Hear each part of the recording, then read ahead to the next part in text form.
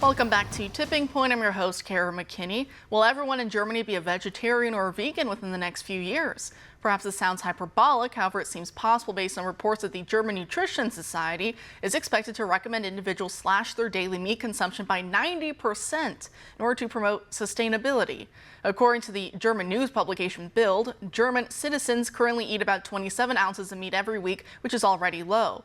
But this figure could be reduced to just 2.5 ounces per week, according to a rough draft of the Society's new food strategy, which is supposed to be based on health considerations and science instead of left-wing politics. But in reality, this is a quasi-political organization funded by the German government and endorsed by the National Ministries of Health and Agriculture. These new guidelines, which are not finalized yet, are designed to assist the nation in becoming carbon neutral by the year 2045, a well-known goal of the government.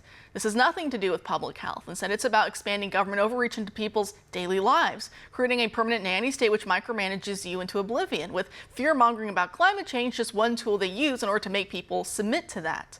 A poll conducted by Bild found that about 79% of respondents said they would not follow this recommendation to drastically cut meat. But many people were against COVID tyranny too and ultimately bent the knee to that.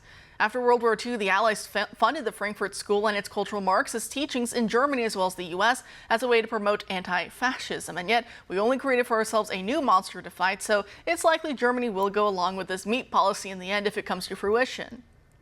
Now, forcing behaviors is a favorite of globalist elites, and it refuses to respect borders as well. Case in point, the CEO of the private investment firm BlackRock has publicly spoken about his desire to ask private companies to force behaviors onto employees in order to boost workplace inclusivity or investments into U.S. energy companies. Back in 2017, Fink spoke to these pressure tactics at a conference hosted by the New York Times, in which he's seen alongside the top executive at American Express. Take a listen. You have to force behaviors, and at BlackRock we are forcing behaviors. 54% of the incoming class are women. We added 4 more points in terms of diverse employment this year.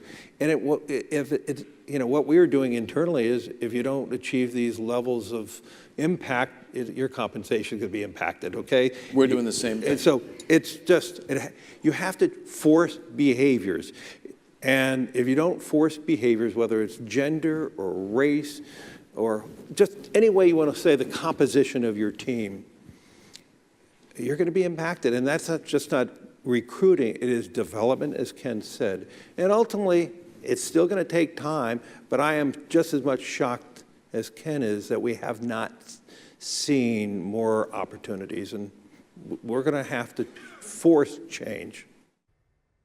Keep in mind, BlackRock has invested roughly $170 billion into various American energy providers under Fink's guidance, despite how unsuccessful ESG investing has been in terms of financial returns. Weak financial returns ultimately hurt the individual depositors as opposed to executives like Fink himself. But this is the new status quo in the U.S. as huge corporations and state governments continue to make modern life unbearable for the common man. That brings us to New York City, where local Democrats are placing 4 vending machines around the city to distribute condoms and crack pipes to residents for free, as long as you have a New York zip code to punch into the machine. One of these devices was installed in Brooklyn on Monday, and it will reportedly dispense anti-overdose medications as well to help prevent deaths, which is about as asinine as it gets. To use Fink's phrase, is this the kind of behavior the city's trying to promote? Because it sure seems like it.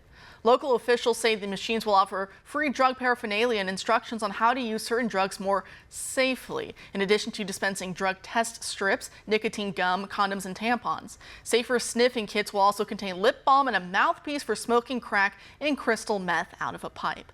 Back in 2021, New York City experienced over 2,600 drug deaths. And the numbers for 2022 are expected to exceed this figure when they're finally released.